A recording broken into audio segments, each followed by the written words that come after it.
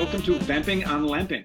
My name is Darren King. I'm a regional sales manager for Targetti USA, based in Denver, Colorado. I manage the central US and Canada. And I'm joined by Peter Hugh from Hugh Lighting Design. And I just want to talk about a nice little project we did. We're going to jump into a few things here. But would you like to say a few things about yourself, about your practice? Hugh Lighting Design is a 22-year-old firm right now. I've been doing this for over 30 years, and we're Chicago-based, actually Oak Park, but close enough. I'm the president, founder of the firm, and pretty much it for right now.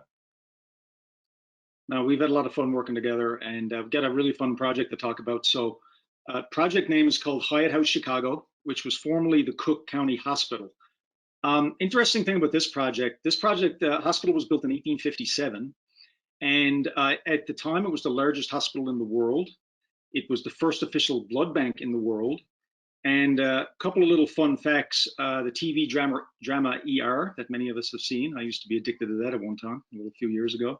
The show was actually based on Cook County Hospital.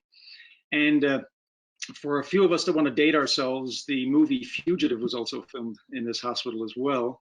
Of course, recently, when did the project open, Peter? Just a few months ago?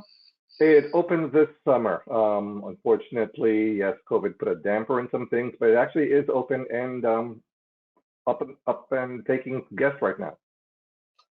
Cool, cool. I mean, turned out beautifully. We've got some nice photos to show you guys. Basically, you know, they converted this big hospital project, of course, built in 1857, so lots of things had to be changed, including windows, but they left a lot of the exterior charm in. The terracotta, the beautiful columns, a lot of the exterior features just remain the same.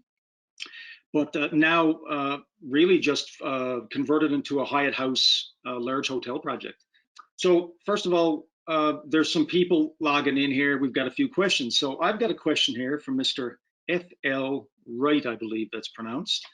What is the design criteria? Was there precedent imagery, or were there renderings that steered the design choices? And what architectural features did you want to highlight? Okay, sure. So yes, there kind of was an imagery that we created on our own. It's a rendering that we started to play with on what to deal with it. One of the things that we like to do is take features that are very obvious during the day and pull them back and bring back other new ones at night. I mean, it's a lighting design trick. It goes back to theater and many things and so forth. So we try to apply that in place. So if you look at that rendering and part of what it finally became, you could kind of see some of that play back and forth. We wanted to introduce, it sounds strange to say introduce darkness, but basically we wanted to do that. We wanted to actually downplay certain things and let it go so that you had a minimal amount of features that could really pop afterwards.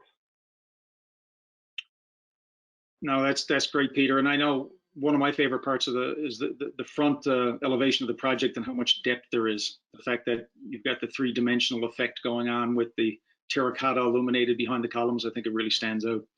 It's beautiful effects. So going into another question. This question is from Mr. A. Jacobson, I believe. What can you tell us about the constraints of the project? What were the goals? The goals were to work with an incredibly small budget. I mean, I know everyone hears that. But if I threw out a figure of $500,000 for all the lighting, and I mean front of house, back of house, exterior, all lighting for something like this. That was the target we were given, actually. Now, admittedly, we had to talk them into a little bit more, but we had to work with that. The historic nature of the building, obviously, made for a lot of tight things that were not really plans for us to really work off of. It was crawling the site, or depending on the contractor, to tell us if we could fit things and where we couldn't fit things, because the Landmarks Commission and Historic Society do not like to see fixtures. That's not the way things were. So we had to hide things as much as possible, still trying to achieve the effect that we really wanted to. There were a lot of field discovered stuff. It became an almost 2 or 3 times a week of, you can't put this here. We just found a new base or something in place. So there was a lot of improvising, a lot of on the spot decision making going through. Yeah, I think these historical buildings can offer more challenges than new construction sometimes, right? Some things pop up out of nowhere. Absolutely. Yeah, can you, a Mr. E. Saarinen, I think is how you pronounce that, he asked, what made you engage with each other on the project and what were your goals? So what made us engage with Targetti, I'll start with the macrocosm of them before I get to you, is, as I said, we kind of had to work a little blind, essentially. I mean, obviously there are plans, and the building architect, SOM, was doing a lot to map things out and so forth. But there's a lot of conditions that we just weren't going to know. So on a project like this, when there's some degree of guesswork, you want to work with people that you trust. I mean, just outright. I mean, you talk to any lighting designer, and trust me, we all have what I call a stable of certain manufacturers that when the going gets rough, that's who you go to because you just can trust. And over the years, that's something that Targetti's become for us. So we had to go to someone that we knew the product, we knew the performance, we knew the service. And, in terms of working with, again, our mutual friend before, and then with yourself following up, we're working with people that could be there for us and could help with the product. And in some cases with, as we'll talk a bit later, new product that we could put our faith in it, even though it hadn't really been out in the wild before. Fair enough. I think a lot of trust goes into, like you said, jumping in to help when things arise. I know getting mock-up samples on site is always a challenge. We deal with it every single day. And oddly enough, I went through some old notes on this project, and you and I conversed on December 20th of 2018. Doesn't seem like it's that long ago, but we needed to get a couple of these flood samples to the site fairly quickly. And it's always great getting these requests just before Christmas, right? It's always fantastic for us, but you can never control that. And I had notes that we basically worked back and forth, checking stock, checking inventory, and we placed an order internally, their local agent, just before New Year's Eve. I might have been playing with my kids on the floor, opening gifts or something. I don't know what we were doing then, but we coordinated it. And then it got on site. I know it got on site about January 9th. So that was like about a 19-day turnaround for samples, which I think is always good. These things can jump into 4 or 5 weeks if we don't have a stock item, but we dive in and do what we can. So we appreciated you thinking of us, obviously. And doing things like that also adds the trust to the ownership and the GC, that when they see that that's what you can do with a mock-up, that even when someone else comes in and says, well, we've got a product, and tries to go around you, maybe your other stuff, right, that they can say, well, you know what, these other guys came through when we really had to. Because the deadlines given to us were often by, again, the landmarks or historic. If they said, well, we've got January 19th available, that's it. So we don't have a whole lot of place where either fixtures are there or they're not. Right. And you have a lot of constraints with that. You're under the gun to make things happen very quickly, So another question here from Mr. Ames in California. He asked, why were the selected products the right ones for the job? Again, we had a very set performance criteria that we wanted to do. More than an aesthetic, because again, the fixtures were predominantly going to be hidden as much as we could help it. So this was really about performance more than anything else. And one of the things for us in our workings with Targetti in the past is that their optics and their performance has been really that good and that dependable for us insofar as being clean. So for instance, in some of the applications, this is a fixture that we thought education was not out in the wild yet, but solved an issue that we were having of how to light the uppermost part of the building with a fixture that could vividly go away and still give us the presence that we needed to do. We sought it education, we had the conversations, and we specified it. I mean, basically all that kind of trust because it did the job. The fixture here, the Targetti Stilo, was one where we were not going to hide. And we had told the landmarks group that in some cases, look, fixtures are just not going to be hidden, but they are going to become white noise. So for all purposes, you would perceive them as being hidden. But we still want to get some light on the ground and some additional, what I call foundation lighting.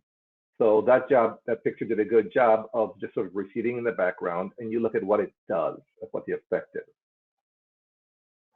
is an example of the lighting at the base of the column. This is one where we had looked at several manufacturers, quite honestly, and again, they all had, to say that they all had 19-degree beams, yeah, they did. But it's who had a 19-degree beam could shoot the height with the presence we needed and be small enough, and that was the key, to be hidden. You look at that photo and you can't find the fixture in there. So those are why a lot of the products were chosen. It was for a multiple criteria that we set forth, and they matched them all. No, it's great to hear, to dive into the process.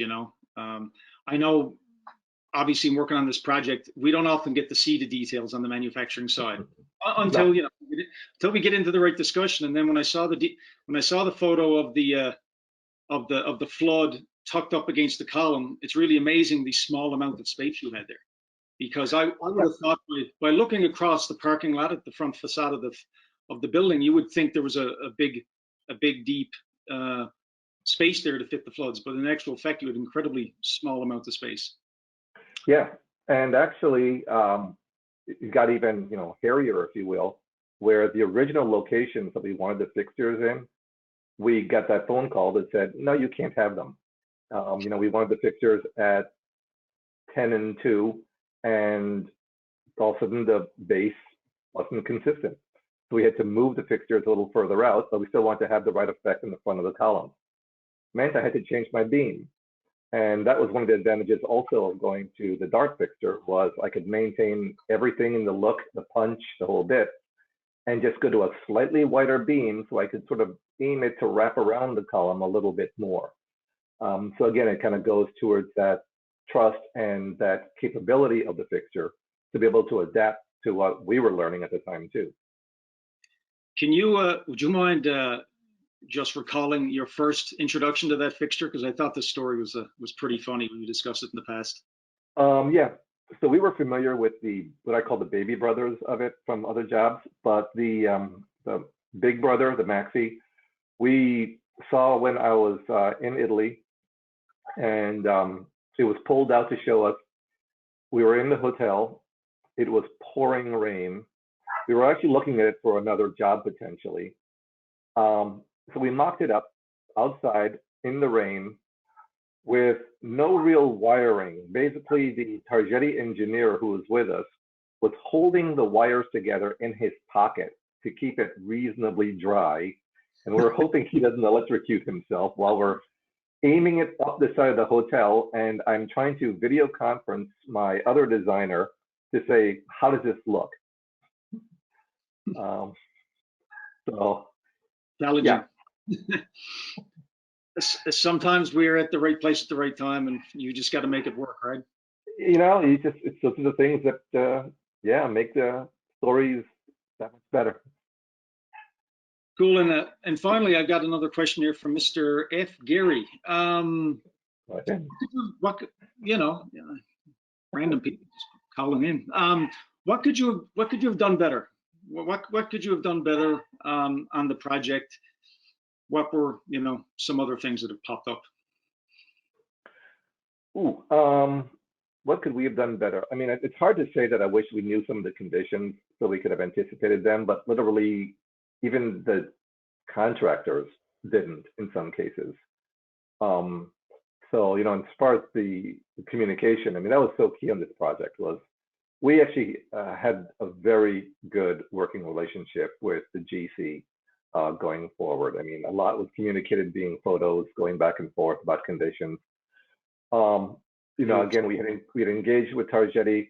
I know one thing I wish you guys had done better was actually the grazer that was between the columns. I'm sure you recall we had asked you if you guys had a 2200 version, Right. and at the time they couldn't accommodate us, so we did have to go to somebody else to do that. But I mean, again, optically, and it's hidden well enough that people can see that.